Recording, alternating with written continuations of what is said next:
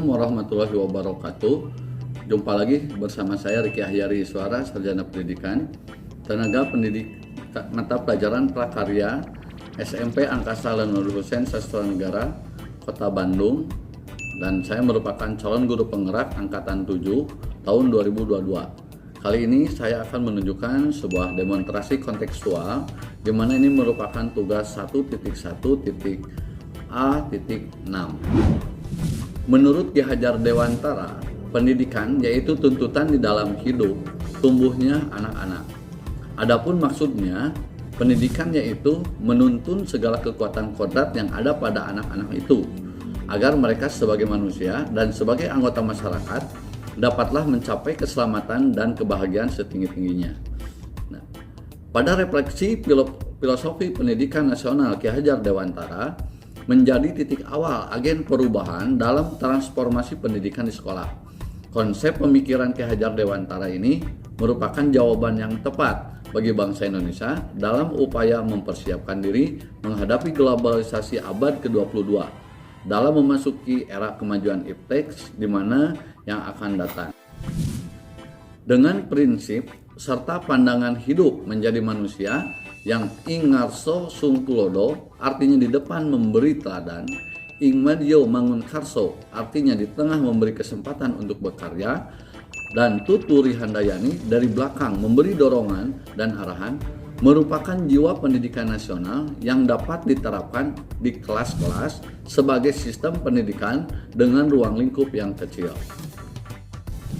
Merebahnya pandemi COVID-19 menghantam kehidupan masyarakat dunia, termasuk Indonesia, membawa pengaruh besar terhadap sektor pendidikan.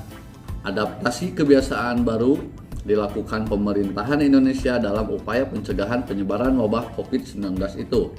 Selain itu, penerapan physical distancing dan protokol kesehatan membuat kegiatan pembelajaran yang biasanya dilakukan di sekolah kini harus dirubah menjadi pembelajaran jarak jauh atau PJJ. Tantangan baru yang dihadapi satuan pendidikan di era pasca pandemi agar tetap kegiatan pembelajaran dapat berlangsung secara tepat. Meskipun tidak mudah, satuan pendidikan terutama guru terus berupaya menyediakan sarana dan pembelajaran dengan menerapkan pembelajaran pasca pembelajaran jarak jauh tersebut. Dengan dimulainya kembali pembelajaran tatap muka terbatas, guru diharapkan lebih siap untuk melaksanakan pembelajaran secara efektif. Disinilah saatnya filosofi pendidikan yang diharapkan oleh Ki Hajar Dewantara dapat diterapkan, yakni adanya konsep trikon. Dengan konsep ini, maka perubahan zaman pasca pandemi COVID-19 semoga dapat terselesaikan, terutama permasalahan yang berkaitan dengan lost learning dan lost karakter sebagai pelajar.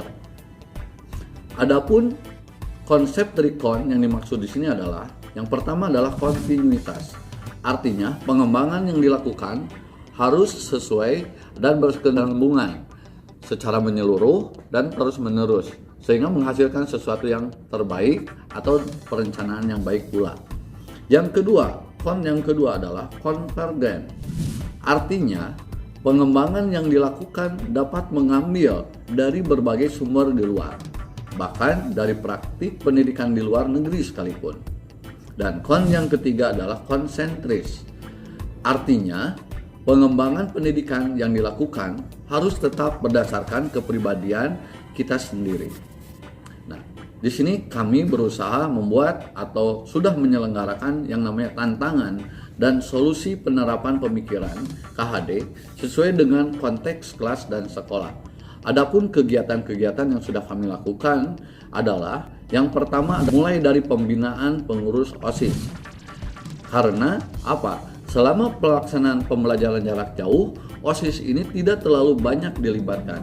Sehingga pada saat pasca pandemi COVID-19, OSIS diharapkan mampu membantu berperan sebagai guru, juga mampu berperan sebagai rekan.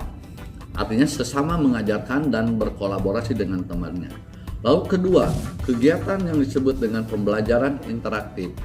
Pembelajaran interaktif ini diharapkan peserta didik itu mampu mengoreksi temannya sendiri ketika memberikan pendapat. memberikan argumen atau pembelajaran yang lain, dan guru di sini hanya sebagai fasilitator saja. Kegiatan yang berikutnya adalah pembiasaan sholat duha. Artinya mengedepankan yang namanya karakter, bagaimana beribadah secara berjamaah dan secara tertib di waktu pagi hari. Nah, untuk selanjutnya di sini disebut dengan masa pengenalan lingkungan sekolah yang sangat menyenangkan. Ini pun merupakan awal asesmen diagnosis awal, bagaimana caranya supaya peserta didik mengikuti yang namanya kurikulum Merdeka Belajar. Berikutnya adalah kegiatan generasi literasi numerasi. Gerakan literasi numerasi ini merupakan kegiatan yang benar-benar disiapkan oleh satuan pendidikan agar para peserta didik itu terbiasa dengan perhitungan yang dilakukan dalam kehidupan sehari-hari. Mulai pemahaman bukan hanya menghitung saja, tetapi mulai dari menghitung, berhitung, dan perhitungan. Kegiatan berikutnya adalah pelatihan guru-guru mata pelajaran. Di dalam kurikulum Merdeka Belajar ini pun guru-guru dituntut untuk mau terus belajar dan belajar, di mana kami selaku pembina kurikulum bersama kepala sekolah turun langsung menghadapi Bapak Ibu guru mata pelajaran untuk meningkatkan kualitas pendidikannya. Dan yang terakhir merupakan kegiatan rutinitas kita, yaitu upacara penaikan bendera. Di sini saya ingin sedikit bagaimana mendemonstrasikan yang namanya hasil perjuangan kami sebagai Bapak Ibu guru mata pelajaran, ya. Mudah-mudahan dengan tayangan ini semoga ada guna dan manfaatnya. Perjuangan Persemayan, karya Riki Ahyari Iswara. Hidup butuh perjuangan. Hidup butuh pengorbanan.